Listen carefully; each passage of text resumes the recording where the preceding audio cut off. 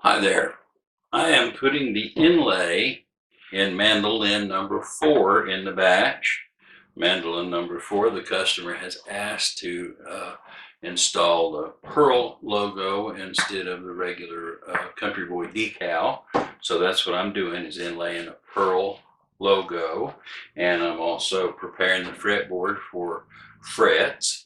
Now this is Mandolin number 4, which, if you'll recall from last week's episode, was on the job jar list, and I never got around to it. So I thought, you know what, I'll just assign it top priority this week on the job jar list. And so we're going to stick with this mandolin until we get color and the first coats of finish on it. Now there are going to be times when I can't work on it, like when we're waiting for glue to dry, or after we've wet sanded it to or wet it down so that we can raise the grain. So there'll be times when I can't work on it, and then we'll work on secondary mandolin, which will probably be number 3 because it's ready to have the strings put on it. And then if there's any time left over, then we'll continue putting binding on the peg heads of the mandolins in this batch that need binding. And any time left over after that will be spent putting all that fancy inlay back in, or putting all the fancy inlay in mandolin number 1, which you saw an awful lot of in last week's episode. So that's what we're going to do. Mandolin number 4 becomes primary mandolin this week, and boy, I'm going to stick with it till we get color on it. So just ride along with me and watch that process happen.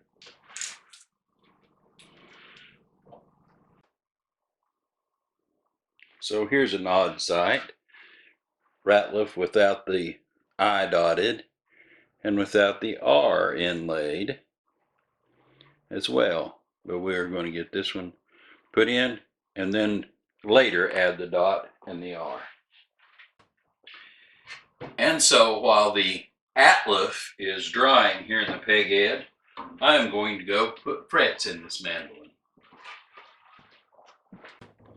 As you can see, my Celtic Cross project is taking up some of the bench space that I need to use to do the fretting job.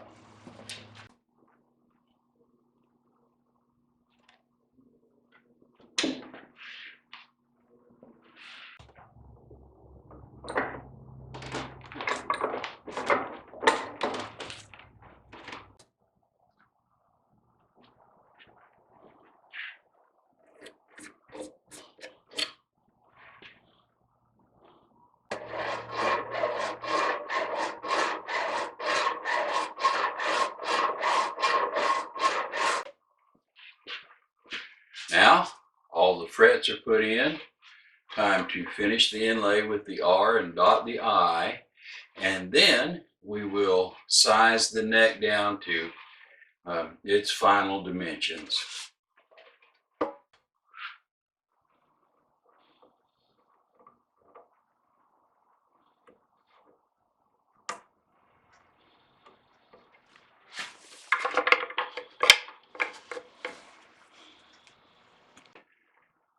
The one thing I have learned about marking out where to cut the hole for the pearl is to keep 2 pencils ready, just in case you break the tip off of one of them.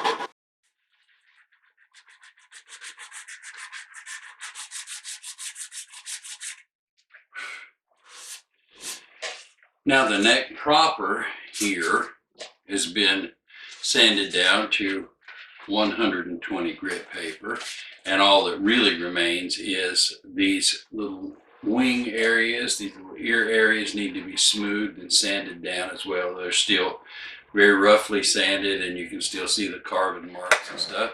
And on this end of the neck as well, around the heel, still needs an awful lot of touching up and making it flow smoothly and be the right size and shape. So we're going to put it in a different jig and work on these areas.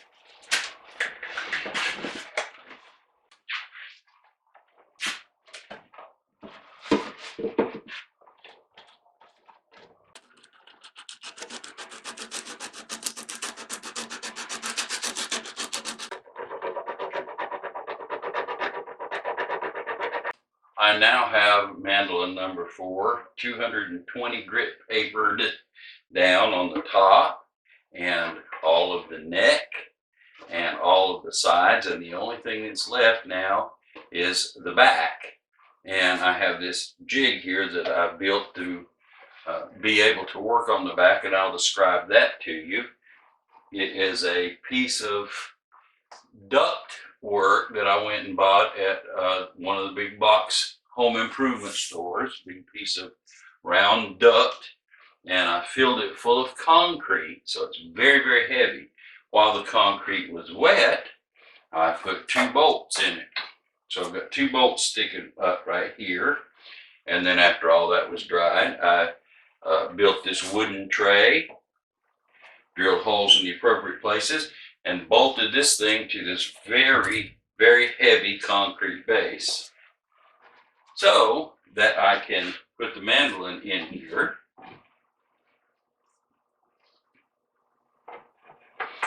And I have some leather strips of different sizes that I use to kind of pad around the mandolin. It's got a little bit of play, and I'll pad them out with these leather strips so that I can sand. It's very stable, and what I normally do is turn the lights off in this room and use just a plain light bulb to shine sideways across this thing, and that usually shows up just about every scratch and wavy's place and everything that you want to fix. This will show up really good under that light and sand everything out. And when I've done that to this particular mandolin, like I mentioned earlier, everything else is done. Once I get the back down shaped exactly the way I want it and smoothed down to 220 grit paper, we will be ready to put water on it and raise the grain. We're just a hair away from being able to put the color on it.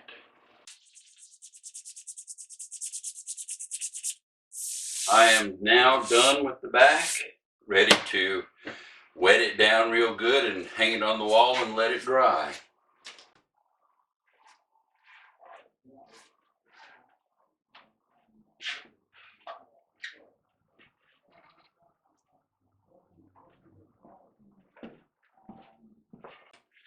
Now mandolin number 4 has been sanded down, cleaned up. It's ready to put the stain on. All I really need to do is tape up the fretboard, and then we'll be ready to go. Now the customer wants sort of a red to yellow sunburst. So I'm going to basically, the battle plan is to put a red to yellow sunburst on it. And in my eye, those things sometimes can be too gaudy, too bright red, too bright yellow. And so I'm gonna go ahead and put a fairly bright red to yellow sunburst on it, and then we're just going to mist over browns until we kind of take that gaudiness away and see if we can get a sort of a nice, rich, earthy type of red to yellow sunburst. That's the battle plan anyway.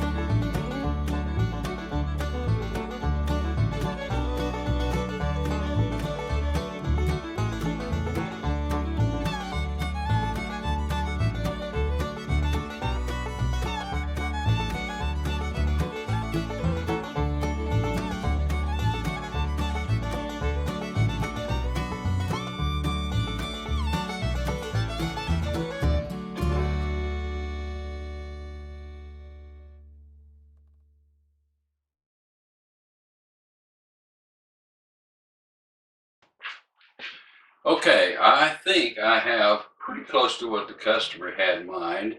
It's a yellow to a cherry red sunburst, and it's not gaudy.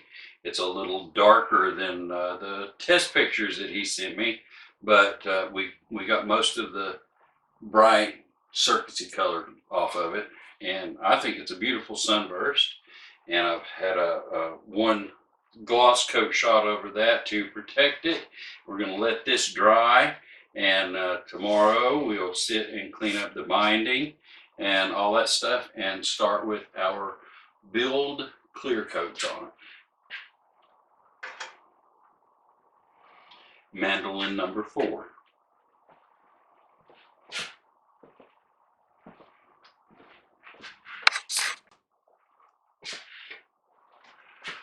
I will cut in here and say I'm going to close off this video at this point. It's been a heck of a week with a lot of visitors and phone calls and distractions, and I did not get everything on the job jar list that I wanted to taken care of, but I did get all of the stain and the build clear coats put on Mandolin number 4. So we made some great progress with it. I did get the inlay job around the heel completely finished on Mandolin number 1 here, but I didn't get started on the back. And I think in what time is left remaining in today's work day, I think I'll start the layout on that. But that's where we're at the end of the week here on episode 140, I think. And I certainly hope that you come back next week for episode 141 of the Ratliff Mandolins, a weekly production diary. And hit the like and subscribe button. Please leave me a comment. I always appreciate the comments. Makes it all worthwhile. And I will see you next week on the next episode. See you then.